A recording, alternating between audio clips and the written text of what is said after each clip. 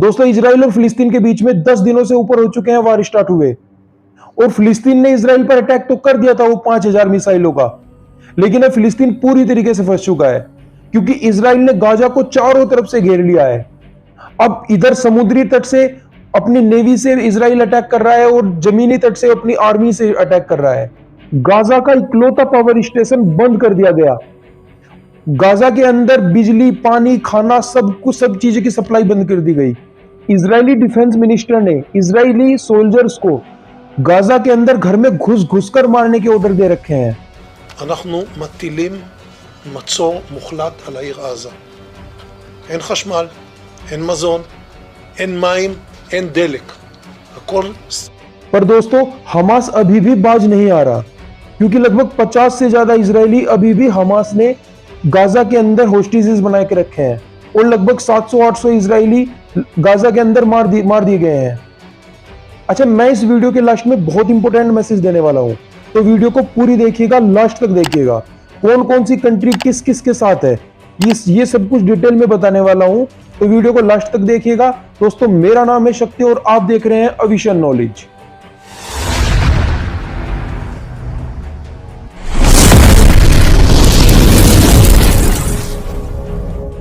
दोस्तों, इजराइल और फिलिस्तीन वॉर की वजह से पूरी दुनिया दो गुटों में बट चुकी है।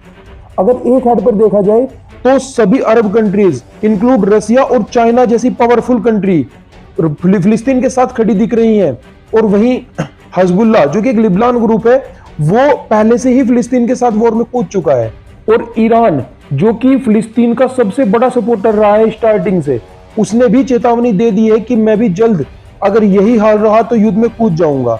वहीं अगर सेकंड हेड पर देखें तो सभी नाटोज कंट्री जैसे अमेरिका, ब्रिटेन, फ्रांस, जर्मनी, ये सब इजराइल के साथ खड़ी दिख रही हैं।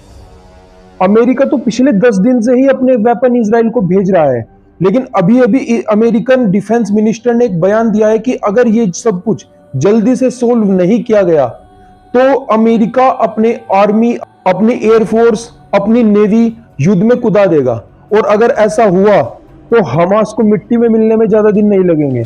अच्छा, अब बात करते हैं कि इस पूरे वॉर में कौन सही है और कौन गलत है। देखो, मैं अपना प्रोस्पेक्टिव आपको बता रहा हूं, मैं सही भी हो सकता हूं, गलत भी हो सकता हूं। तो अगर मैं सही हूं तो मुझे प्लीज सपोर्ट करो, और अगर मैं गलत हूं तो मुझे कमेंट सेक्शन में बताओ कि मैं कहां गलत हूं, और बताना तो प्लीज रेस्पेक्टफुली। देखो, सही गलत से पहले हमें यह देखना चाहिए कि फिलिस्तीन का असली दुश्मन कौन है, हमास या इजराइल। क्योंकि अगर हमास पूरी तरीके से फिलिस्तीन का ही सपोर्टर है और वो फिलिस्तीन के फायदे के लिए ही सब कुछ करता है, तो क्यों उसने इजराइल के फोर्स पर अटैक ना करके उनके आम नागरिकों पर 5000 मिसाइलें दाग दी?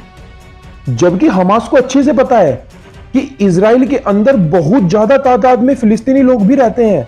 अगर वहां पर अटैक किया गया तो अगर इजरायली मरेंगे तो 2 फिलिस्तीनी भी मरेंगे।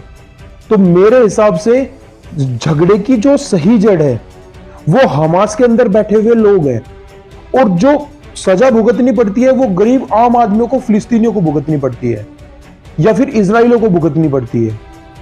और अगर हमास को खुद पर इतना कॉन्फिडेंस था कि उसने बिना किसी परिणाम की चिंता किए हुए इतनी ज्यादा मिसाइलें दाग दी, ना उसने छोटे बच्चों की परवाह की, ना औरतों की परवाह की, इतनी मिसाइलें दाग दी, तो वो अब युद्ध से भाग खड़ा क्यों हो रहा है? क्यों इजरायली सेना को उन्हें ढूंढ ढूंढ कर मारना पड़ रहा है? अरे भाई, सामने आओ, लड़ो। और जो लोग इंडिया में बैठकर इन्हें सपोर्ट कर रहे हैं, उनसे मेरा हाथ जोड़कर निवेदन है कि यहां प्रोटेस्ट करने से कुछ नहीं होगा भाई। वहां जाओ, उन्हें जरूरत है फिलिस्तीन के लोगों को, आप लोगों की। वहां जाओ, इजरायली सेना से लड़ो। यहां ऐसे शोर मचाने से क्या होगा? जितना गुर्दा है वहां जाके दिखाओ, वहां पता चलेगा आपके अंदर कितना गुर्दा है। इजरायली लोग भी तो वापस आ रहे हैं ना अपनी कंट्री में। अगर इजराइल का कोई भी बंदा किसी और कंट्री में रहता था तो वो अपनी वापस अपने लोगों की सहायता करने के लिए आ रहा है ना। तो आप भी जाओ लोगों की सहायता करने के लिए, फिलिस्तीनियों की। आप क्यों यहाँ इंडिया में बैठकर सेव फिलिस्तीन के नारे लगा रहे हो?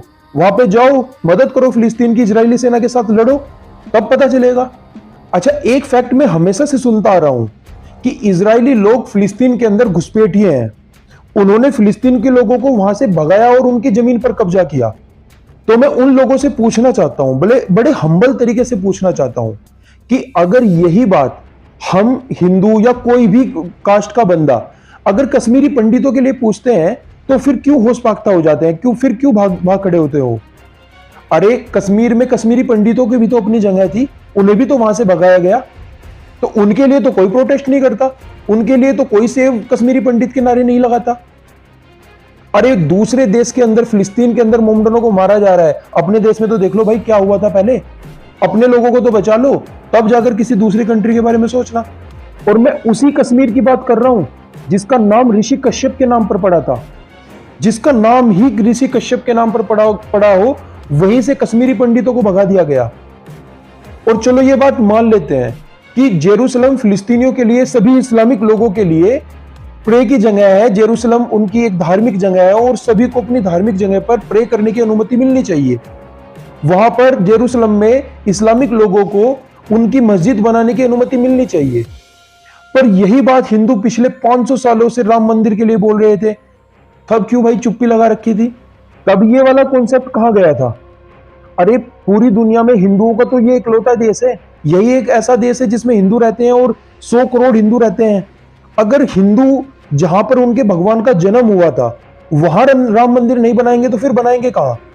उसके लिए भी इतनी छोटी सी बात के लिए भी इतना लंबा टाइम केस लड़ना पड़ा, फिर कोर्ट ने ऑर्डर दिया तब जाके हमें राम मंदिर बनाने की अनुमति मिली। मैं धार्मिक मामलों में कभी हस्तक्षेप नहीं करता हूं, मैं कभी धर्म के ऊपर कोई बात नहीं बोलता हूं, लेकिन अगर कोई धर्म डोमिनेट करने लगे, अगर कोई धर्म खुद को सर्वश्रेष्ठ समझने लगे कि मैं ही सबसे बड़ा हूं, बाकी सब गलत है, तो वो विनाश का कारण बन जाता है। और यही कुछ हमारे देश में हो रहा है। मैं अपने मुस्लिम, सिखिज्म, क्रिश्चियन सभी भाइयों, हिंदू, बल्कि हिंदुओं को भी सभी से निवेदन करता हूं कि थोड़ा ह्यूमैनिटी के बारे में भी सोचो, इंसानियत के बारे में सोचो। हर जगह अपना धर्म आगे लाने की जरूरत नहीं होती। अगर आज फिलिस्तीनी लोगों के साथ गलत हो रहा है तो कल इजरायली लोगों के साथ भी गलत हुआ था, इस चीज को भी एक्सेप्ट करो। अगर हमास के लोग इजराइल के ऊपर 5000 मिसाइलों से अटैक करेंगे, अगर वो एक साथ 5000 मिसाइलें दागेंगे, तो फिर इजराइल से किस चीज की उम्मीद रख रहे हो आप? किस दया की उम्मीद रख रहे हो? वो क्यों बख्शेगा भाई फिलिस्तीन को? फिर जब उनके लोगों पर आप मिसाइल दाग रहे हो तो वो भी तो दागेंगे। फिर क्यों अब सेव फिलिस्तीन कर रहे हो? अगर मेरी बात सही लगी हो तो वीडियो को लाइक करो, चैनल को सब्सक्राइब करो और कमेंट सेक्शन में कुछ अच्छी बातें लिखकर मुझे इंकरेज करो। बाकी अगर मेरी बात गलत लगी हो तो दिल पे लेके बैठ जाओ भाई। जय हिंद।